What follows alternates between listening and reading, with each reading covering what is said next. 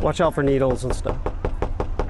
Seeing two people in here, so. Edward, Tom, Charles, Henry, We're all here again. Well, I'm moving. Okay, come out and chat with me a second. Huh? Okay. The first stop on the Heroin Highway Okay, let's go walk the property. is a garage sale. All this stuff is easy to get rid of. It's easy to trade. There's lawnmowers, an air conditioner, 1, 2, 3, 10 car stereos. Where are they getting this stuff? The victims are the true owners. There's kids' bikes all over the place. I haven't seen one kid here.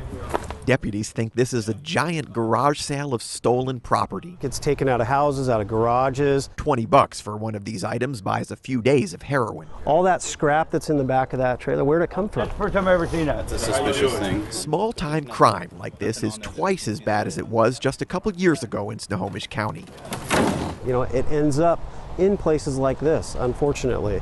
Come to the door! The Drug Task Force visits this house every other Thursday. We've met before here, right? Deputies can give you the addresses of 100 more that are even worse. Sounds like there's a ton of people in here. They're neglected, abandoned, filthy. It looks like human feces right there. Used needles tossed around like peanut shells. Sheriff's office, come to the door, please. Deputies can't get the owners to clean up because they're in jail in another state, or the owner is a bank that just doesn't care. What do you think's happening inside now? Oh, they're all just waking up from sleeping off their heroin. I just woke up. I'm going Listen, back to the house. We haven't done anything wrong. Nobody's called us. Here's what you're doing wrong. The heroin addicts live with no power, so they steal it from their neighbors. One man showed us this video from his backyard. Here I noticed that there was a cord out one morning, and we unplugged it and tossed it back. He says he caught the heroin addicts stealing his electricity with a 50-foot power cord. It's never ending. Neighbors have called 911 hundreds of times. At this house in Linwood, deputies have found stolen cars, wanted felons, and plenty of drugs. Sheriff's office, we can't go do anything. But if we had better county ordinances that would allow us to, you know, shut this place down, board it up for 90 days, get the garbage out of here, those are ways to help. You know, we just don't have that right now. Any drug paraphernalia? The victims of heroin don't live in this squalor. They live next door. When I look out my window, I see that garbage. Deputies also don't have anything to help Cindy Perkins. Well, it's depressing. I just get in bed and cry every night. Cindy is an innocent victim of heroin. She lives in a nice condo near a problem house. They have no respect for anybody's property. They dump garbage in the back. They dump it over there. They dump it across the street. They dump it on our property in the back, and I've had it. I want somebody to do something. The heroin addicts next door live in a place with no running water, so they steal it. Like this, it unlocks it. At least they did, until the condo put water spigots under lock and key. Unscrew, and I can, get my water. Cindy's called 911 about once a week for the last 3 years. I've got copies of it. We went next door to meet the neighbors. House is under foreclosure. You guys are under borrowed time here, yeah. Out back, we saw another heap of garbage, and lounging on the patio, is there needles back there? Another innocent victim of heroin. So we've been waiting outside because we don't want to go inside. Why did you want to go inside? Because there's just a bunch of heroin addicts in there. I don't associate myself with them, so I stay out here. I just sit out here with the flies and sit in with them. Austin Basham is 19 years old. Heroin is not stealing his water or his power. She's the one that brought me into the world. Heroin is stealing his mother. Like you see all the garbage back here. That's probably the nicest place she's been in 6 months probably. I tell her a day and I want to do better, but it's something like she's gonna have to choose. It's not like something I can tell her. I've told her multiple times. I've tried to get into rehab multiple times. It's something I can't do. It's something she's gonna choose to do. They don't care. When you have an addiction like that with heroin, your life goes from you care about yourself to you're just trying to get by, you're trying to get your next high because you don't want to get sick. As bad as these houses are, the last stop on the heroin highway is the worst. The commander of the Drug Task Force, Lieutenant Rob Palmer, took us through a hole in the fence to a hole in the woods. How you been? What happened to your face? Got in a scuffle with somebody. You all right? You need medical attention? This campground is a dead end for many heroin addicts. People who have no place else to go. The commander comes to places like this because people like this have hit the very bottom. For them, number one is drug. They live with the rats. They are slowly killing themselves along with the land. They burn trash, car batteries, and printers. Setting the woods on fire probably ain't the right way to go about that. Toxins seeping into the soil, chemicals creeping into the air. Every time it rains, that's just flushing out here into the ground. Heroin's innocent victim here is the earth. No fires. Even though it's green, this place will go up like that. Lieutenant Palmer showed up today to tell campers some bad news. Maybe it's good news. It's going to be a 14-day notice. The county is going to bulldoze the campground, kick everyone out. It'll be a huge cleanup. It all stems from our heroin problem. But only a small dent in the fight to help the helpless victims of heroin. You know you're not supposed to be here. Heroin junkies built the pit on private property. All the cops do is come down here and just arrest everybody with warrants. If I run your name when you leave, everybody's going to come up with a warrant? No. The deputies are kicking everyone out. No help ever gets offered to them, and nothing ever gets done. That's what I'm used to when it comes to you guys. In a repeated cycle over and over again. So they'll come back. Including the woman I came to find, Amber Basham. It keeps getting worse and worse. Do you want to stay hooked on heroin for life? Obviously, nobody does. It's just a wrong path to go down, I know that. You lose everything, and it's hard to get out of it. This is Amber's son, Austin. He's 19. Yeah. My mom used to be like at all my football games and like a real family person, and now I don't see her for like 3 weeks on end or something like that. So kids are forgiving. He's forgiven me for what I've done, and loves me regardless. I'm his mother, of course. I still love my mom as much. So, yeah. You can follow Amber's story with her mugshots. Last year, the year before that.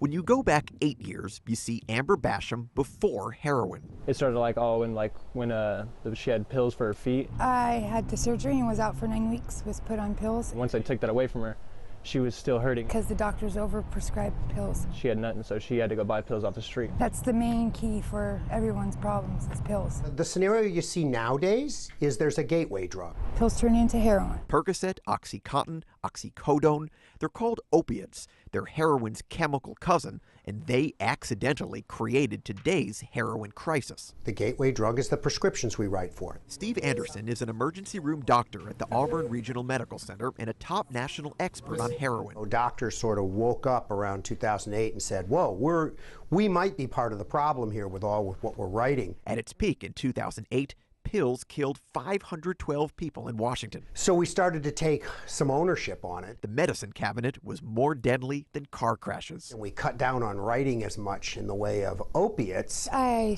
think I started by snorting it. Sooner or later there's no oxycodone around, and somebody says, well, heroin will do the same thing for you, and it's a lot cheaper. I was like, oh, this is just like a pill. And it just progressed from there. Went from smoking it to shooting it.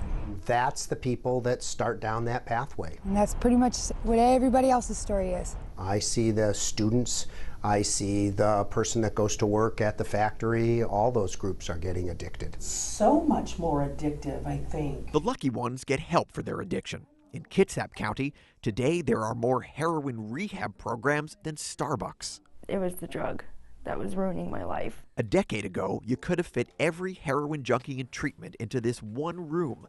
Back then, there were 6 people. 6. I needed to come to terms with the fact that I needed help. Today, there are 153. Relapse? No. No. 30 needles or anything else? Over the past decade, every county in western Washington had a heroin boom like this. Take a deep breath. The number of users in treatment exploded from 5,000 to 15,000. Tolerating the medicine well. And the state is paying dearly. It's costing $30 million more than it was a decade ago to treat these addicts.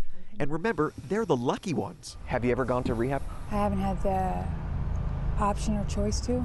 As a society, we're also paying dearly for the addicts like Amber who don't get help. When they build their illegal camps in the woods, we pay $5,000 a day to bring in the big machines to clean it all up. When they dump their dirty needles next to Interstate 5, we pay to pick them all up.